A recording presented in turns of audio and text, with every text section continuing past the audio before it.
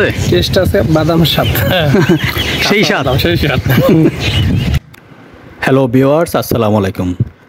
আমাদের অফিসের বাউন্ডারি সীমানার মধ্যে অনেক খালি জায়গা ছিল। সেই জায়গার মধ্যে আমরা এই বছর মিষ্টি আলু এবং বাদাম চাষ করেছিলাম।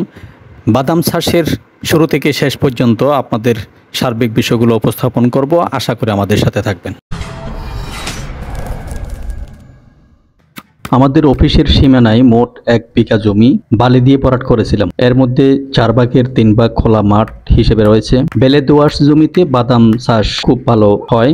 এক প্রতিবেশীর পরামর্শে আমাদের খোলা মাঠে বাদাম চাষ করার পরিকল্পনা গ্রহণ করি। যে চিন্তা সেই কাজ। স্থানীয় বাজার থেকে 1 কেজি বীজ বাদাম নিয়ে এসে সবগুলো খোলা ছাড়ালাম। সারা রাত ভিজিয়ে রেখে সকাল থেকে বিকাল পর্যন্ত আর্দ্র কাপড় দিয়ে ঢেকে রাখলাম, যেন বীজগুলো অঙ্কুরোদ্গম হয়। বীজ বপনের জন্য জমি প্রস্তুত করার জন্য আমাদের কিছুই ছিল না, নাঙ্গল বা এই ধরনের কোনো কিছু ছিল না। আমাদের সহকর্মী বুদ্ধি বের করলো, কাঠের ছেঁড়া দিয়ে নাঙ্গল তৈরি করে তা দিয়ে এই জমি চাষ করে বাকি কাজ সম্পন্ন করা যাবে। যথারীতি নাঙ্গল তৈরি করে জমি চাষ সম্পন্ন করা হলো। দেখতে পাচ্ছেন মানুষের নাঙ্গল দিয়ে জমি চাষ করা হচ্ছে। জমি চাষ দেওয়া সম্পন্ন হওয়ার পর বীজ লাগানোর জন্য যে লাইনগুলো করা হয়েছে, প্রতিটি লাইনে 6 ইঞ্চি পর পর আমরা 2টি করে বীজ বাদাম রোপণ করছি।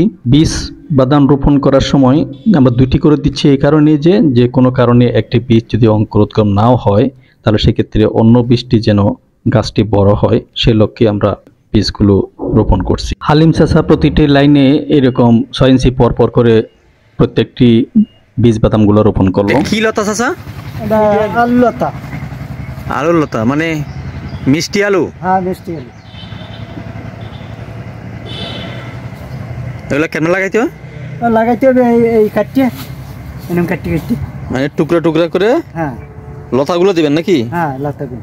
আমাদের প্রতিবেশী হালিম চাচা বাদাম চাষের পাশাপাশি একটি লাইনে মিষ্টি আলু লাগানোর জন্য ওনার বাড়ি থেকে লতা সংগ্রহ করে এনেছেন। এখন তিনি সেই মিষ্টি আলুর লতাগুলো এখানে লাগাচ্ছেন। তিনির কথা হচ্ছে, এই বেলে মাটিতে বাদাম চাষের পাশাপাশি মিষ্টি আলু খুব ভালো ফলন দেয় ওনাদের এলাকায়। সুতরাং পরীক্ষামূলক দেখা হচ্ছে যে আগামী বছর এখানে আসলে মিষ্টি আলু কিরকম চাষ হতে পারে সেটাও আমরা পর্যবেক্ষণ করব। আমরা যে সময় বাদাম চাষ এবং মিষ্টি আলুর লতাগুলো লাগিয়েছিলাম, সেই সময় প্রচণ্ড রোদ ছিল। এই রোদ থেকে রক্ষা পাওয়ার জন্য এবং অঙ্কুরোদ্গমটা সহজ করার জন্য বাদামের বীজ রোপণ করার পাশাপাশি আমরা 2-3 দিন পর্যন্ত আমরা পানি দিয়েছিলাম, যেন সুন্দরভাবে অঙ্কুরোদ্গম হয়। এখন আপনারা যে চিত্র দেখতে পাচ্ছেন, এটি বাদাম চাষের 2 মাস পরের অবস্থা। এই সময় গাছগুলো মোটামুটি পরিপুষ্ট হয়ে আসলো, কিন্তু আমরা লক্ষ্য করলাম দেওয়ালের পাশে যেখানে আর্দ্রতা বেশি সেখানে গাছগুলো হৃষ্টপুষ্ট এবং বলিষ্ঠ দেখতে পেলাম, কিন্তু জমি এবং উঠানের মাঝখানে যেখানে প্রচণ্ড রোদ এবং যেখানে ছায়া ছিল না, সেখানের গাছগুলো মোটামুটি তুলনামূলকভাবে হৃষ্টপুষ্ট কম ছিল। এই যে দেখতে পাচ্ছেন প্রতিটি গাছে হলুদ ফুল চলে আসছে এবং বেশিরভাগ গাছে এরকম হলুদ ফুলে ভরে গেছে। বাদাম চাষ করার 2 থেকে 2.5 মাস পরে হঠাৎ একদিন বৃষ্টি হলো। বৃষ্টির সাথে বেশ কিছু গাছের গোড়ার শিকড়ে দেখলাম কিছু বাদাম নতুনভাবে অঙ্কুরোদ্গম হচ্ছে। এইগুলো তুলে দেখলাম যে বেশ কিছু বাদাম আর্দ্রতার কারণে বাদাম থেকে আবার পুনরায় চারা গজিয়েছে। তখন আমরা কিছু গাছ তুলে সেগুলো আবার আমরা শুকিয়ে বাদামগুলো সংগ্রহ করেছিলাম। বাদাম চাষে অভিজ্ঞ লোকদের পরামর্শে জানতে পারলাম আমাদের বাদামগুলো সংগ্রহ করার প্রায় সময় চলে আসছে। আর 10-15 দিন পরে হয়তো আমরা গাছগুলো উত্তোলন করতে পারবো এবং বাদামগুলো সংগ্রহ করতে পারবো। বাদামের পাশাপাশি আমাদের লাগানো মিষ্টি আলুর গাছগুলো হৃষ্টপুষ্ট হয়েছে। আশা করি সেগুলোতেও ভালো ফল পাবো আমরা। অবশেষে চলে আসলো সেই মাহেন্দ্রক্ষণ। আমরা বাদামগুলো সংগ্রহ করার জন্য বাদাম গাছগুলো মাটির থেকে তুলে ফেলতেছি। পর্যায়ক্রমে আমাদের বাদাম গাছগুলো এখান থেকে তুলে স্তূপ করে রাখছি। সবগুলো বাদাম গাছ মাঠ থেকে এভাবে তুলে আমরা মাটির মধ্যে স্তূপ করে রেখেছি, যেন পরের দিন এগুলো রোদের মধ্যে ভালো করে শুকায়। জমি থেকে সবগুলো বাদামের গাছ তুলে বালির মধ্যে 2 দিন আমরা শুকাই। শুকানোর পরে গাছ থেকে বাদামগুলো পৃথক করে পরে আমরা সংরক্ষণ করি। মাটি থেকে বাদাম গাছ তুলে নিয়ে আসার সময় লক্ষ্য করলাম যে বেশ কিছু বাদামের মধ্যে আর্দ্রতার কারণে এরকম নতুনভাবে অঙ্কুরোদ্গম হয়েছে, যেগুলো আসলে যথাসময়ে আমরা মাটি থেকে সংগ্রহ না করলে সেগুলো আবার এগুলো আবার ইয়ে হয়ে যাচ্ছে নাকি? এগুলো আবার ওই পোক্ত হয়ে গেছে, এখন পানি পেয়েছে যে পানি পাওয়ার পরে আবার গাছও ধরছে। মানে এই অবস্থায় কিন্তু এগুলো আবার গাছ আবার হয়ে গাছ যাবে। হয়েছে, ওই যে ওই সাইডে গাছ হয়েছে। ও এটা খোলো দেখি, এই যে শিকড় হয়ে গেছে। ওই যে শিকার হয়ে গেছে।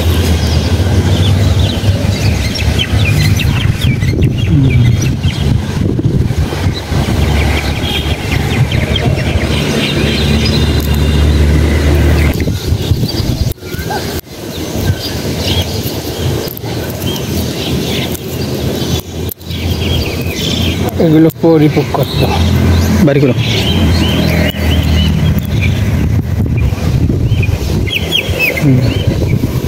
আর অপুষ্টটা আর অবশ্যই এটা দেখে দেখুন,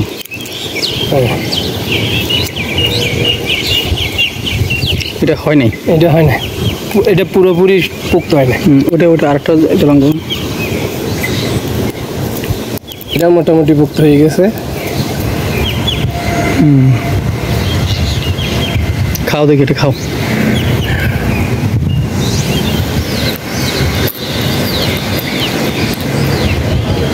কেমন টেস্ট আছে? টেস্ট আছে বাদাম স্বাদ। সেই স্বাদ। সেই স্বাদ।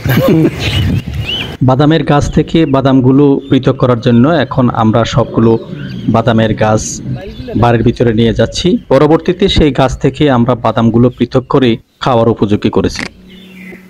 বাদামের গাছ থেকে বাদাম পৃথক করার পরে এই হচ্ছে সর্বশেষ অবস্থা। আমরা কিছু গাছ থেকে পৃথক করা বাদামগুলো এখানে রেখেছি। আমাদের সহকর্মী মিষ্টি আলু সংগ্রহ করছেন। আমরা দেখতেছি যে মিষ্টি আলু এখন কি পরিপুষ্ট হয়েছে কিনা, যদি হয় আমরা কিছু উত্তোলন করব, আর যদি না হয় এগুলো আমরা আরও কিছুদিন রেখে বড় হলে আমরা ফল আহরণ করতে পারবো। আমাদের মিষ্টি আলুগুলো প্রত্যাশিতভাবে এখনো বড় হয়নি, যা হোক অল্প কিছু সংখ্যক আমরা খাওয়ার জন্য তুলেছি, যেগুলো সর্বশেষ অবস্থা হচ্ছে এই। বাদাম চাষের শুরু থেকে ফল আহরণ পর্যন্ত এতক্ষণ আমাদের সাথে থাকার জন্য আপনাদের সবাইকে অসংখ্য ধন্যবাদ। দেখা হবে পরবর্তী কোনো এপিসোডে। আল্লাহ হাফেজ।